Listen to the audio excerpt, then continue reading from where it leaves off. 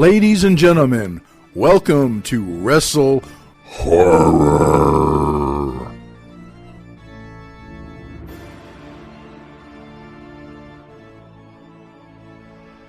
Greetings, viewers and listeners. Meathook, Jim here, the WrestleHorror podcast. With me, as always, my co-host, Donnie Hoover. Donnie, we got some exciting things coming up. Yes, absolutely. It's going to be a busy week. It is. But in the meantime, we've got a guest with us. Now, I've known this guest for quite some time, and we've worked in the haunted attraction circuit for years. And now he's going to cross the bridge into pro wrestling and kind of combine the two, which is what the WrestleHorror concept is all about. Mm-hmm. So I'd like to introduce Maicho. Maicho, how are you doing? It's been, a couple of days? Yeah, a couple of days since we hit FGW together. Right. So, like I mentioned, we've haunted for years, and you even won the Haunter Championship with M.A.U.L at one point in time. My trophy's sitting right over there. Yes, it is. Place of honor. So, and I know you and I have talked wrestling for years as well, and now you were looking to take the plunge into the pro wrestling world. How excited are you for this? I cannot contain myself at this point. Though we talked about it at FGW, every time I'm sitting there looking at the ring, it's just rubbing my hands like a little fly. Like, my turn. It was all you, really, that you mentioning Cody Hawk School that got me fully over that hump. Like, I'm gonna do it. Cody is a friend of the show. Donnie and I have spoken to him numerous times. Great. I mean, he's one of the best trainers out there, and reasonable. I mean, you're getting top-notch training here in the Cincinnati area, which, Les Thatcher trained for years in this area, HWA, and now Cody is training. And, look at some of the people that are on the map that Cody's trained, including John Moxley and Sammy Callahan. Yeah. Just watched Callahan do a hell of a match last night. I did too. Mm-hmm. Yeah, you definitely can't go wrong with Cody, that's for sure. So I know that you're excited to start training, and you told me you're starting in June. Mm-hmm. But you're prepping yourself up before that, aren't you? Yes, I think right now this is the first day in the past 2 weeks I have decided to take a rest day, because I'm trying to stack up those Hindu squats, because I've been warned. Yep. Mm-hmm. And right now I have noodle legs. But good to go in prepared, because he's going to put you through the ringer. I guarantee that. Yeah, like I've got my weight room down the hall all set up. Got a heavy bag ready in the basement, so I'm just up and down going wild every day, because I want to be ready as soon as I start. Good deal. So what really, let's take a step back, and what really got you interested in pro wrestling to begin with? I think I kind of mentioned it the other night when we were talking. Like, my older brother was always really into it, and I finally sat down and watched with him one day, and I think I caught somewhere around like 94, 95 it would have been, just Undertaker coming in, and my eyes just lit up. Because obviously the haunt stuff and horror has been a thing my entire life. So seeing him, like, everything just clicked right at that moment. Like, I love this. Who is this guy? Who's the scary man and his little guy with an urn? I need to know everything about this. And I was in from then on. As you started finding out some of the inner workings, because I know you're more than a mark, you're more than a smart mark, you're ready for this. When you started realizing the inner workings of what's going on, did it in any way disillusion you when in your journey? Honestly, no. I think it kind of pulled me in more, because like I've been doing convention stuff and haunting and acting and all that sort of thing for basically my entire life. And there was a whole lot of like I did LARPing with my friends and my family for a long time. So having that extra layer where it sort of tied into things that I was already doing and being able to see like character work and stage combat and all of that wound together into this thing made it even more interesting to me. It was so cool to see it be this big interconnected network of very in-depth and different things. Like you got to know so much that all goes into bringing across what you see on TV or in indie shows. Okay. And did you have something, Donnie? Yeah, I was just going to I was wanting to touch on his haunt background. Sure. And because, like I said, it seems like it's the perfect subject and candidate for the WrestleHorror theory. So, yeah, but so yeah, what's your background in haunting? What all have you done? Where have you been? That kind of thing. Well, let me see. I think it was 2005. I saw an ad for the USS Nightmare that they were hiring, and basically, I just nudged my dad, like, "Hey, go down there. Like, we've been doing makeup and stuff for years. Let's like go for it." And I was like, "And if you get in, maybe see if they'll let me do it." Because at the time, like they were saying, you had to be 18 to work. And I was like, maybe if you're there, I can come. And it turned out to be exactly that. Like, well, as long as your father's here. Mm-hmm. And like I showed up that first year and just got thrown in here and there and just went wild. And apparently, I got a natural knack for being a monster. That always helps. So I was there until 2012 or so, and moved up to Columbus to do school. And over the years, had met a couple people. I met Jason McCullum a few years before that, and he was setting up a thing called the Creep that they held at the Madison County Fairground, and it was so cool. It was so neat that we were showing movies on the side of a barn. I think we had 4 houses, 3 or 4. I'm sad it only lasted a year, but out of that spawned working with another person who Jim also knows, and I will just. It's all good. That. They ended up going after that to a place called the Haunted Hoorah in Ashley, Ohio. Just weird concept, but it became the start of my traveling around and checking out different haunts. So I went from there to the Haunted Hoochie, and I don't have the constitution for it. I don't. A little too wild for me. And I believe after that was when I linked up with M.A.U.L. It was. It's been a whole lot of time at the Nightmare, where I went from basic getting bounced around scenes every night. Like, you're gonna be here, you're gonna be here, and then started carving out spots where they especially liked me. Then every now and then I would start nudging, like, hey, so I made this, or I created this, and I guess I did well enough in my spots that they started giving me some leeway and just sort of trusting my judgment when I show up, like, I made this entire costume. Can I do this? Very cool. Yeah, you mentioned Jason. He's becoming a very good friend of mine. I've been over there at Carnage when I can. I haven't been over there for a long while because of everything that's going on, but yeah, I've been over there helping them build the new haunt and get it all ready. So yeah, him and Mia and everybody over there, Sean and everybody, Ralph.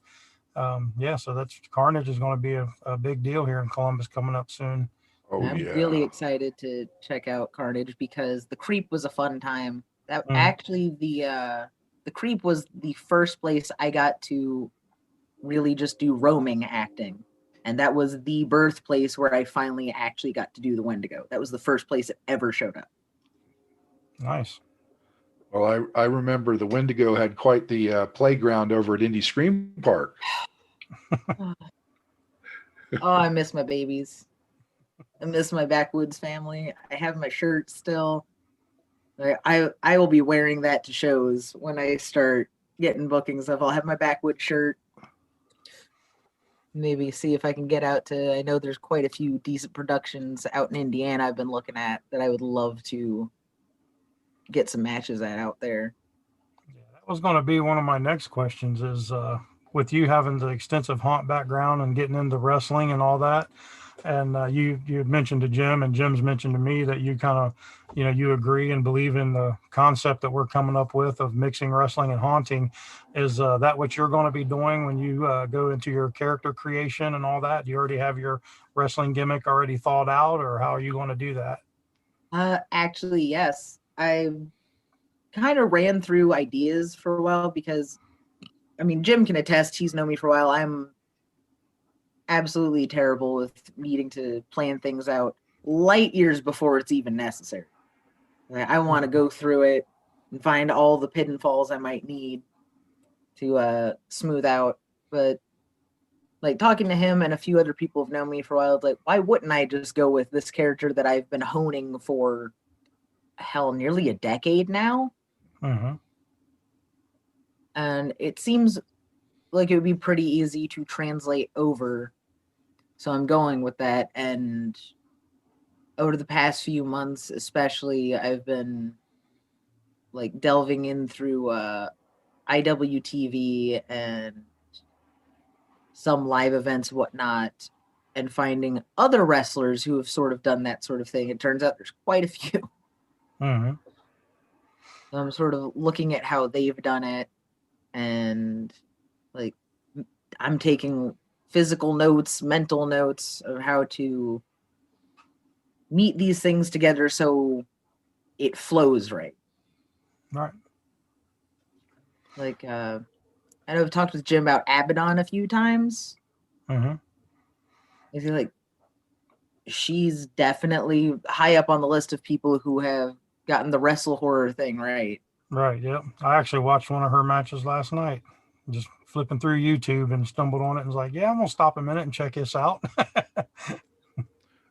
And Maicho brought it to my attention. Abaddon's only been wrestling for 2 years. Mm-hmm. It's all about the gimmick. The gimmick got her noticed. Right. So why can't Maicho do it? I mean, All right. I'm interested to see how it plays out, starting from basically like phase one, starting from the very beginning and just follow along and see how it plays out. well, if I know him like I do, with the Wendigo concept and character, I've seen him move, and it's not natural. That's good. It, Normal is boring. it would really, really create a creepy effect coming to the ring, I believe. If done properly with the right lighting, it could go over really well. Very Remind me cool. to put that in my my ring rider. Like, must be lit like this at least 4 fog machines. We need some sinister sense in here. Yeah. Officially sponsored by Froggy. Right. Froggy's Fog's going to be entering the wrestling business soon. I can tell it. Probably already are. Calling it now. Get Tater on the phone. Tater, let's set us up with some. Like, I'll get Tater linked up. I'll start showing up at promotions with pamphlets. Like, I want to take this to the next level. Yep, there you go. I know a guy. One thing, Maicho, you and I have discussed this off air several times, and you recently made a post about it, and you're praising the smaller talent out there like Rey Mysterio and Marco Stunt, because you are all of 5'3". Yep. And that's okay. I mean, small people can do things that the bigger ones can't. Yeah, I've been studying a lot of those guys to try and see how they do, and also I guess it's going to have to come in with training and what I do to try and, I guess, meet out a style that works. I mean, I know a lot of guys of my exact stature generally go for the lucha style. Right. You get sort of pigeonholed into that. Like it's what's expected. It's like a lot of what I've studied over the years that I would be interested in doing is more of the they call it shoot style. You see coming up with the like the UWFI rules matches that have been going on with Paradigm. I'm wanting to go for more of a like a Minoru Suzuki is a big inspiration to me. But I feel like that would also help with getting some recognition to do something unexpected of a smaller wrestler. Okay. So as the time ticks away, and it's you know June's going to be here before you know it. Ooh. And I know that you are attending every event you can. I see you every Friday night at FGW. Well, let me ask you this. What are you thinking of the FGW promotion, Cody Hawk aside? What do you think of the promotion? I'm really impressed by what they are managing to do with especially the current situation. Right. The fact that they're still managing to run. Making full use of the venue space they've got and having a lot of variety with their talent. It's like I'm noticing like there's a good balance of like comedy angles, classic body guy types, even if they do appear to get injured a lot. Yeah. Like, I'm liking like watching like how the storylines go, interaction, clear like long-term ideas on old rivalries and old betrayals, and it's got me pulled in. I want to see where this goes. I want to know more about it. Like that first one I went to with you guys, I was immediately well, obviously I've got to be at Origins now. I've got to see how this plays out. Right. It's definitely a lot of fun. I can't wait for NOW to get back into the swing of things. Tell me about it. I'm itching. So, Donnie, why don't we pitch some of our WrestleHorror concept stuff to Maicho, and since it works into everything we're doing. What did you want to talk about as far as our class? That's the big thing I should mention first before we get started on that. Is if you're listening or watching this, probably listening to this because the video won't be up in time because I'm lazy. If you're listening to this before Thursday, Donnie and I will be doing a HAuNTcon workshop called Wrestling with Your Character, which introduces the WrestleHorror concept into the idea of incorporating pro wrestling into haunted house acting, which some people may have done in the past, but we're trying to make it a little more cohesive and bring it out as a course that people can follow. All right. And it's going to be at HAuNTcon.com, and it's free to register, if I'm not mistaken, to attend. It's a virtual convention, and all the online education is free. Yep. But our workshop is limited to 8 live participants. Right. If you don't get the opportunity to be in on that workshop, there will be a replay on their website, I believe. Isn't that right, Donnie? Yeah, they are going to be recording it, so people will be able to watch it at a later time if they're not able to participate. And to sign up for it, we shortened the link because it was pretty long. It's bit.ly/HauntCon workshop, and go there and get registered. And like I said, we can only take up to 8 because of time restraints. Right. And then, but it will be recorded, and we are going to be exploring this more in the future and developing a training course on the whole concept and everything else. So it should work out pretty good. But some of the topics that we're going to introduce, and Maicho, I think you're going to appreciate some of these, is incorporating certain simple wrestling moves into the character itself to make them appear more violent. Right. Yep. Yeah. Stuff that it's a key to where you can do it and to make it more violent and physical, but to keep it also safe for everybody involved. Yep. Right. So we're going to pull back the curtain a little bit and show you some things that We shouldn't probably show you because some wrestlers might get mad at us down the road. But Yeah, these days it's kind of like, I mean, Yeah. it's all over the internet. right, kayfabe's not what it used to be. Right. But there's going to be short videos about how to do a headlock, how to do a hair throw, how to do a punch safely. Mm-hmm. And if these are done properly, the concept is you're giving people a show they see, and you could be just pounding this person, blood's just flying, and you can do this over and over all night long and still be safe. Mm-hmm. That's part of this concept, and that's why we're excited about it. Oh yeah. Yeah, just say for instance the Maicho character. Like I said, I haven't seen the Maicho character, so I don't know a lot about it. But I'm sure you could take some wrestling, especially with you. So you're going to get the best of both worlds because you're going to start wrestling training. So all the training that Cody's going to be providing you, you could take some of that and apply it to your character in a scene. You know, just say like I've used this example before, like if you're in a scene, like a butcher scene or something like that, and there's a table, you know, you set up the safe padding on the other side, and your whole scene you could interact and make it more violent by grabbing a victim and throwing them over the table or throwing them into the wall, or maybe grabbing them by their hair and shaking their hair, you know, punching or biting, you know, just stuff that makes it look more violent, but is actually safe.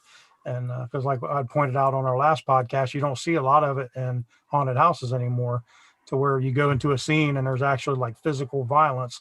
You know, you'll see body parts, you'll see somebody hacking their arm off on the table or something of that, but you don't see somebody actually grabbing or touching another actor and physically causing them harm. You know what I mean? So it could be played out in many different ways. It's just, you know, depending on the person's imagination. And that's kind of what we want to start going with, and, you know, just kind of trying to mesh the two together because of the similarities.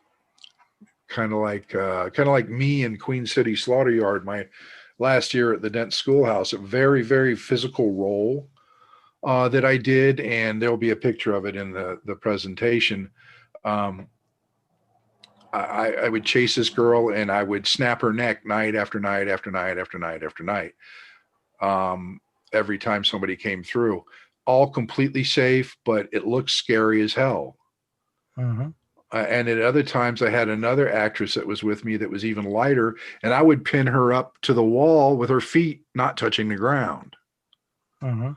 But there's ways to do these things safely. You just have to be taught. Yep. And that's the concept in a nutshell.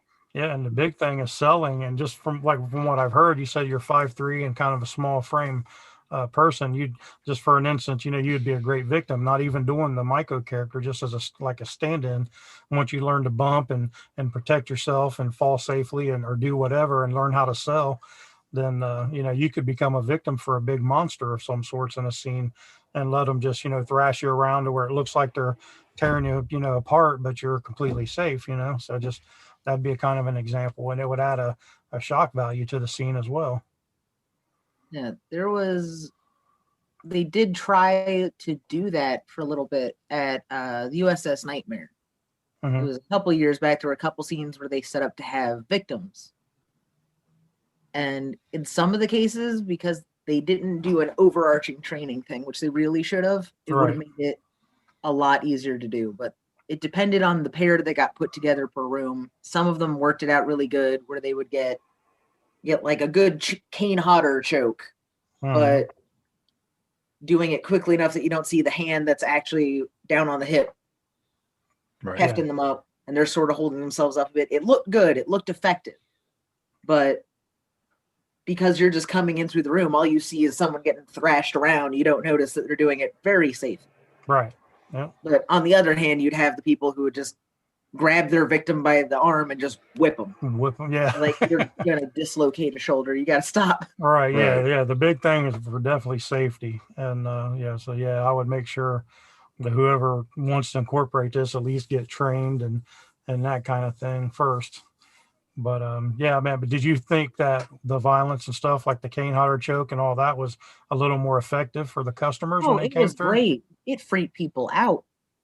And I mean, he mentioned Indie Scream Park, the backwoods in particular. Like, I slotted right in there. I got along with a lot of those people. So I worked out bits with some of them. And especially you remember the Trapper Cabin? Yeah. Yeah. A good couple times I would go in and I would just join in their act. I'd jump up on that table where they had the girl chained, like grab the neck, thrash her around, pretend to be biting at her and ripping her up. And people would be coming in, they would freak. Mhm. People flipped out, and all it took was a little extra cell from my victim saying they had no clue where I came from. I just came out of the woods somewhere, and that just, it sent it through the roof. Like, Right. it makes it more believable, and people coming through, they just see someone getting absolutely mangled. Mhm. Absolutely. And Yeah. as soon as they're out of the room, we reset it. Like, you good? You good? All right, cool. And we could just do that all night. Yeah, that's going to be Add exciting for you when so you much start more. when you start getting that full wrestling training coming up. Like the idea, I can see the ideas will start pouring out of you. The more you learn, the more you learn to incorporate it. Like, it's a really good concept, like in both directions, both for haunt actors and for wrestlers. Mm-hmm. Like learning how to keep it safe while looking incredibly heavy. Right. Mm-hmm. Things I've been talking to a lot of wrestlers and trainers and whatnot, thanks to the magic of the Twitters, and seeing people talk about, like, there's some people who say you shouldn't do like the leg slap. Like, if you have to do the leg slap, then you're not hitting hard enough and it's taking away from it. But on the same token, this is said by somebody who currently can't wrestle anymore because of injuries. Right. Yeah. It's like, you can make it look good and you can make it look nasty and brutal without being horribly injured. Right. You're always going to get hurt, but it's better to try and not get, well, that's my whole career at like 27, and now we're done. Yep. Right. I can attest to that firsthand. Yeah. Like, just because you want that slam to look good and now you're out for 6 months or something. Yep. Best to be safe. See, I wrestled back in 97s when I started up in the early 2000s. So I was in the ECW era, and so I was more hardcore wrestling. I worked with IWA Mid-South out there and did the death matches and stuff. And so, so injuries came pretty easy for me. But so I mean, if I'd had it to do all over again, I still probably would have done a couple just because I had fun, but I'd have definitely protected myself a lot more than I did throughout my career. And his name was Shank Dorsey. Shank Dorsey. Yep. That is a classical, old school hardcore name if I've ever heard of one. Yep, he was an ex-con from the Orient Correctional Institute. Like, it all just flows together. It's like, it's knowing how to do it. Yep. Like, and that, like, even in the death matches, and people go like, oh, well, they're just swinging things and breaking things, and there's no art to it. But that's one of the big ones I've been seeing a lot of during like the lockdown. A lot of the companies that do death matches have been running a lot, like ICW, IWA, No Peace. I've been watching a lot of that, and also seeing a lot of that criticism that oh, well, you're just swinging around and you're going to get killed and this and that. Yeah.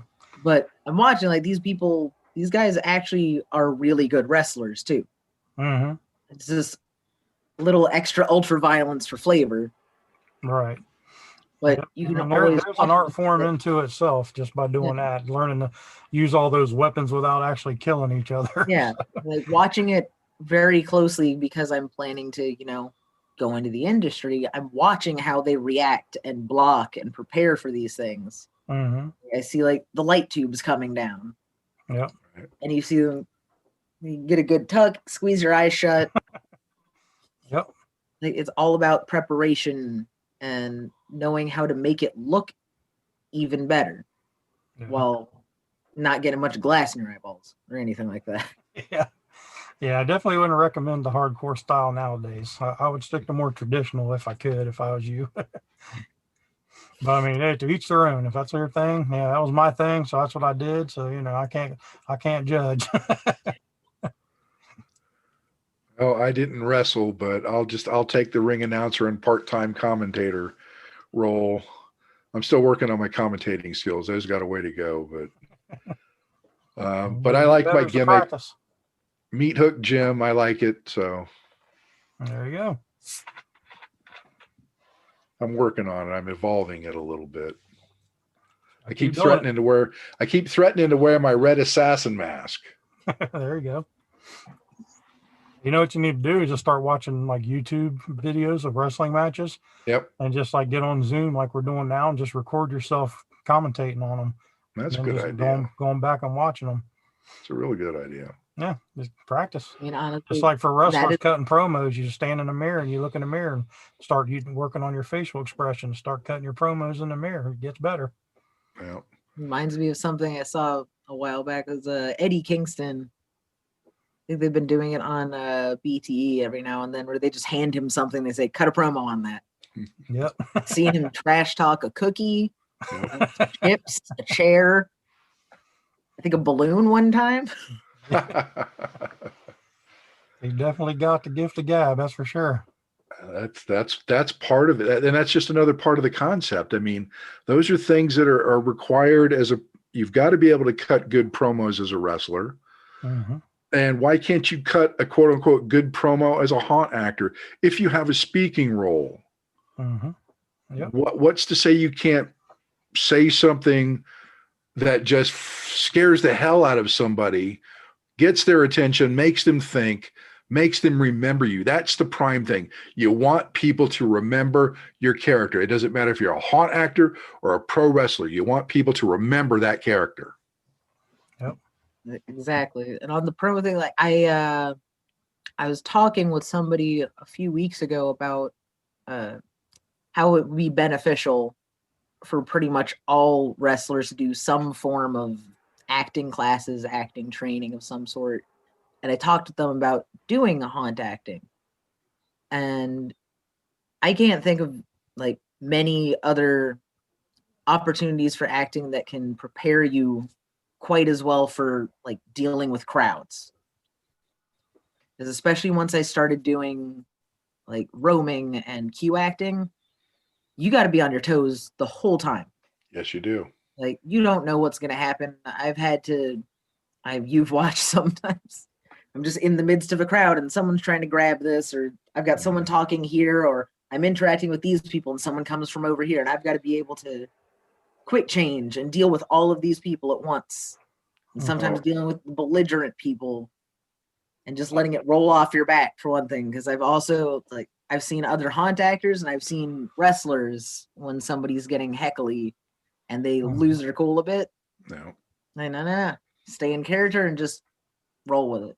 Yep. Just roll with it. You can still turn it around on them in character. And, I got to say, I've watched you after I kind of slowed down in acting and I was just out there observing everybody. I've watched you multiple times. And let's make no mistake. The Wendigo was a very popular character, bar none, out at Indie Scream Park. And you were constantly dealing with a crowd of people if you weren't inside backwoods. I watched this, and I watched the way you moved, and I watched the way you presented yourself, and I watched the way that people were reacting to you, and never once did I see you break that character. You were always moving as the Wendigo would, not as Maicho would. Yeah. I got good and locked into that years and years ago. Yeah. Like from my first day at Nightmare, honestly, and I can thank all the years of doing convention work and LARPing for that. Like once you're in character, and that's it. Like once I'm locked into it, that's it. And sometimes I will not even drop it for people I'm working with. Yeah, I know. Like unless it's necessary, like there's an emergency. Right. You're not talking to me. Right. You're talking to whatever I'm playing at the time. Right. And I can attest to this as being your boss, because I've tried and you wouldn't break, and it was a test. And you never failed that test. Like unless you tell me it's absolutely necessary to speak to me, right, I'm gonna keep it up, especially if there's even one patron that can see me sort of. Right. Then I'm going to stay in the normal posture. I'm going to have my hands up stooped, flicking around with the skull on my head, always on guard. Like, if you can see me, I'm in character. Now, I couldn't agree more. And I'll tell you, the two that stick in my mind the most during the mall time was you and Brett Ryan. Brett, as Bloodzo the Clown, terrified a girl so much that she had to be taken away in an ambulance. I still remember that picture. I had to physically move him away from her because he would not stop. She is in a fetal position. She is on the ground and she's catatonic and he's still coming at her. It's like, Bloodzo, go away. I took me 3 times and I had to push him away. Right. Yeah. And then there's the infamous ambulance shot. It was amazing. But and a lot of mall actors were very good at staying in character. I'm not saying anything bad about any of the actors because we had a top-notch crew. Yeah, it's just sometimes when it's on to about 100 and we broke the knob off. Right. Exactly. Precisely. And I know there's at least a few where I had to be located because I was just in the woods somewhere following people. Yes. And nobody can see me. I think there was one time they'd shut the haunt down and we were still looking for you. Well, there were still a few people in the backwoods. Because people always took forever walking through there. That's like we're walking. All right, we got to go. Where are you? But hey, it's the character. You were making sure that everybody got the same experience. I get caught up sometimes. I think my favorite times were always being back there and finding their actors who didn't know that I was there. Like, nothing ever makes me feel better than when other haunt actors are absolutely terrified of me. Mm-hmm. Who was that kid? The last year I was out at Indy with you guys, there was one of their actors from the backwoods who had to be at least your height, Jim. Oh, yeah, I know who you're talking and he about. Was scared of. Like, did not want me anywhere near him. I was like, sir, you can throw me. I'm scared of you. He was actually bigger than me. He was what, 17? Yes. Gigantic kid. He was 17, and I think he was like 6'7", 6'8". Nice. Every time I saw him from then on, like, he was watching me. Like, he had to keep tabs on me. He was like an elephant being chased by a mouse. Nice.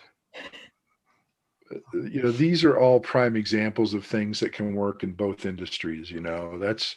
Oh yeah. I've said it before, and I'll say it again. It's the WrestleHorror concept. Mm-hmm.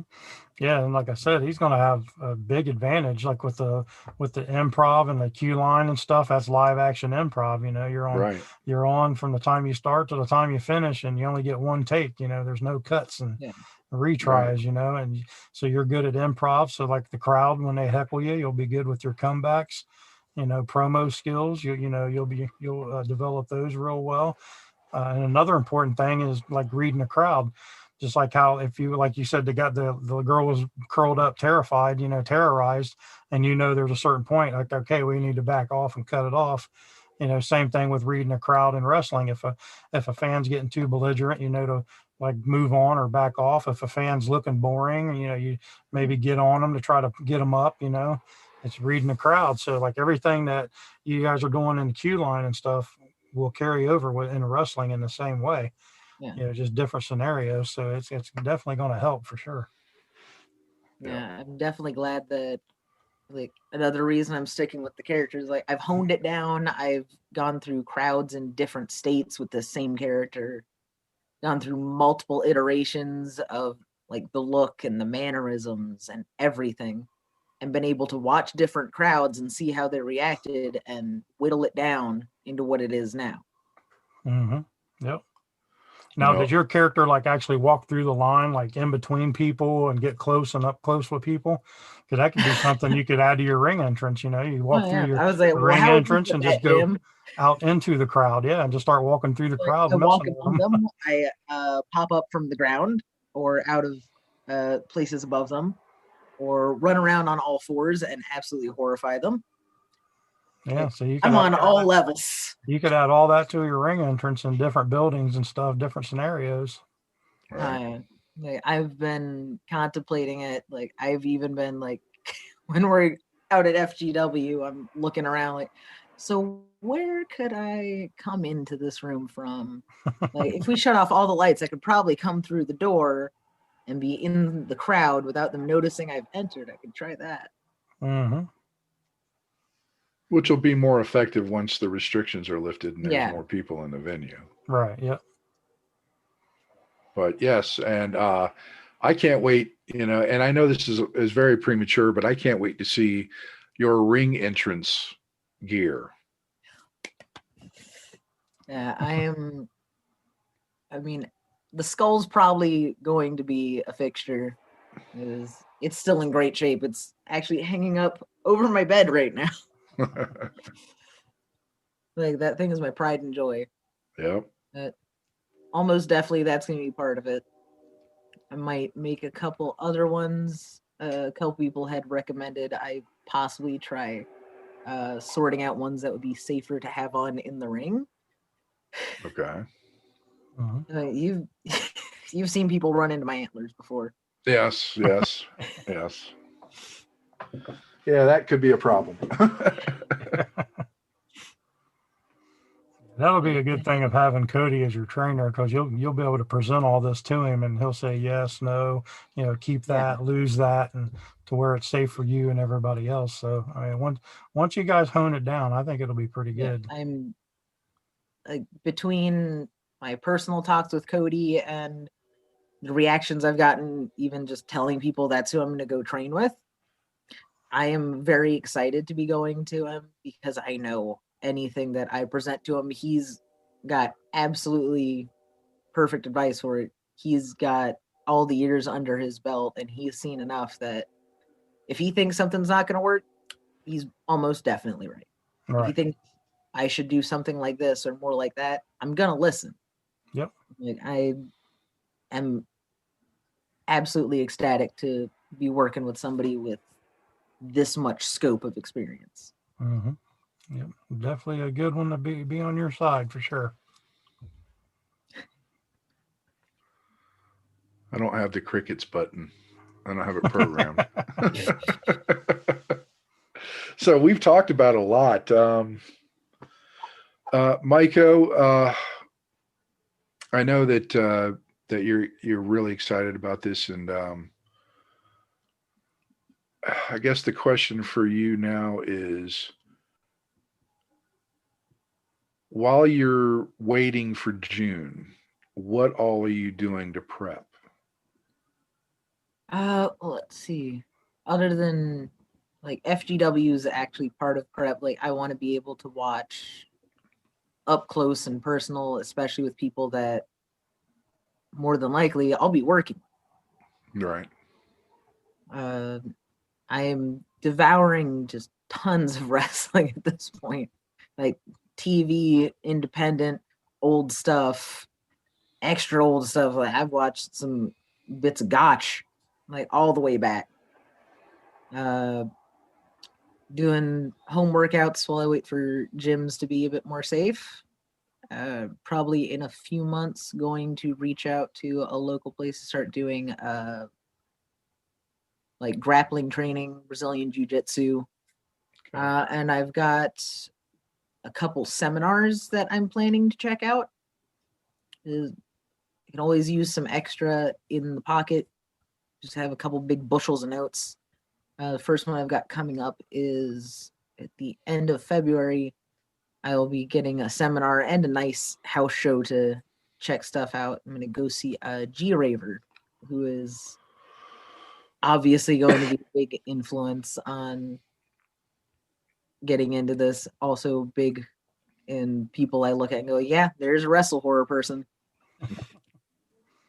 So I'm already very excited. I'm stacking up all the learning and training that I can before I even get to Cody. Another good person you could probably reach out to is Brutal Bob Evans, who we've had on the show before, and Donnie's got a working relationship with him. Yeah, actually, he just come up with a membership site. It's called the WrestleLife.com. Ooh. And it's 20. He's doing a 50% off for life thing. It's like $25 a month. I joined it myself just so I could, because I'm always trying to learn new stuff, even though I'm not an active wrestler anymore. I'm just a promoter, but I still like to try to learn. But yeah, he's a wealth of knowledge. And his main focus is on helping wrestlers to create an income with wrestling more than just their booking fee and all that stuff. And so, yeah, I would definitely go check him out. Brutal Bob Evans, his name. He used to work for Ring of Honor, WWE, all that. And his website's thewrestlelife.com. And he's got a bunch of videos about wrestling training and on how to do like a 3-show loop and save as much money as you can, how to book hotels, how to take flights. I mean, like anything a wrestler would need, he has in this membership site. So I would definitely check it out. It would help you. The future certainly is great. Just and get all the knowledge and all the things not to do right before I jump right into it. There you go. Yeah. Nothing wrong with that. So is there anything that you want to put out for social media or anything like that, Maicho? I suppose like if you wanted to follow my Twitter for whatever reason you want to do that, to see me just blathering about wrestling like a big geek. Because that's mostly what you're going to get right now. And what's that Twitter handle? That is Wendigogo. At Wendigogo? Yes, at Wendigogo, but the O's are zeros because somebody already took the best name I could have ever come up with. Aha. So Wendigogo with zeros instead of O's on Twitter. You can blather with me about the upcoming GCW Fight Forever, because I'm going to try and stick out the full 24 hours for that. Wish me luck. All right. Sooner rather than later, there'll be content there of me, actually doing my own wrestling, as opposed to just telling everyone about other really cool wrestlers. I have no doubt with your excitement and enthusiasm. I look forward to watching your career as you progress, because I see big things for you in the future. I hope so. I am ready, and man, I hope everyone doesn't just think I'm a big dork, because I'm a big dork. Who cares what everybody thinks? Right. You do you. That's right. Absolutely. Do you. Mark out for everyone. There you go. With that being said, don't forget to follow us on Twitter, Facebook, Instagram, at WrestleHorror. You can check out the really behind WrestleHorror video YouTube channel. And if you can, check us out at HAuNTcon. Check out our class if you can get in on our class. If you have to catch the replay, either way, let us know what you think about it. Let us know what you like, what you didn't like, and keep an eye out for the WrestleHorror concept that's going to be coming to a training session online near you. I'm Meathook Jim for the WrestleHorror, along with Maicho and Donnie Hoover. We will catch you on the next episode. See you guys. Bye. Thanks for listening. Make sure you follow us on all of our social media outlets: Facebook.com/WrestleHorror, Instagram at WrestleHorror, Twitter at WrestleHorror, on YouTube at the WrestleHorror channel. And you can also find us on our website, www.WrestleHorror.com.